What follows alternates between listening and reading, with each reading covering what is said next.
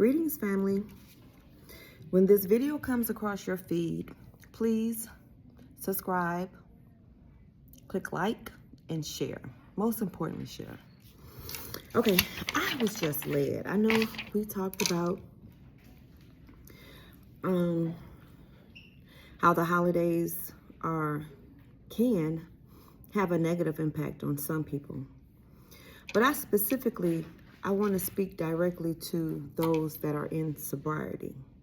If it's a relatively new sobriety, I'm going to suggest that you, no matter how bad you want to, don't go and show anybody how well you're doing, how healthy you look, how you've overcome that part of your life. You don't have to prove that to anyone. You and your higher power were able to pick you up by your bootstraps and get you right as rain, as they say. You don't have to prove how well you're doing. You definitely don't need to be around wet faces. And anybody that's using is a wet face, because you might feel strong. Believe it or not, you could be on the verge of a relapse. And when you relapse by yourself. None of those wet faces are with you.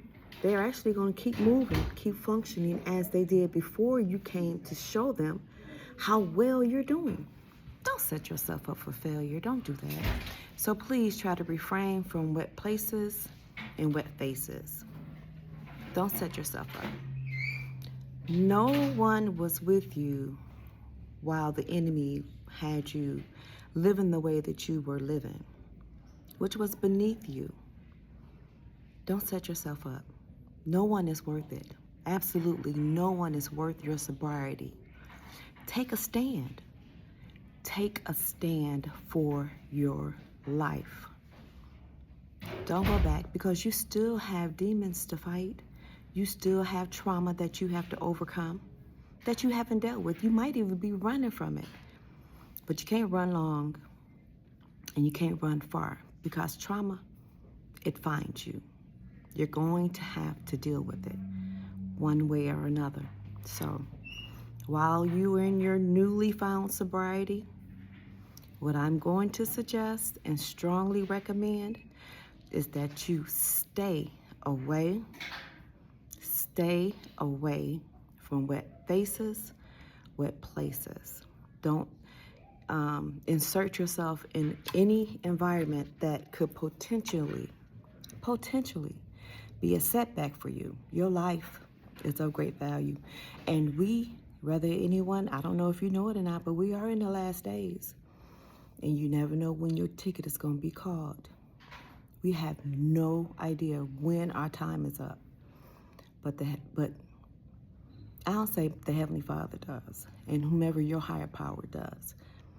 Don't waste it. If He's giving you the strength to come out of this alive and well, you didn't lose any limbs, or if you did, you're still here, you're still alive, don't do it. Nobody's worth it. Nobody's worth it. Okay? So stay strong, stay encouraged. And as far as your trauma, I'm going to say, you should get a case manager, get a therapist. If you're receiving any type of services, I know that you probably have a case manager. Start dealing with that trauma. Don't let it overtake you, because if it overtakes you, you're looking at a possible relapse. Okay? So please make some sound decisions for yourself. I have a family member who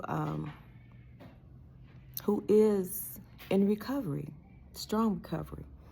I will let him know. I mean, I would not invite him over if I was going to have a gathering and there would be drinking or anything, because I know that weakens his sobriety. And I love him enough.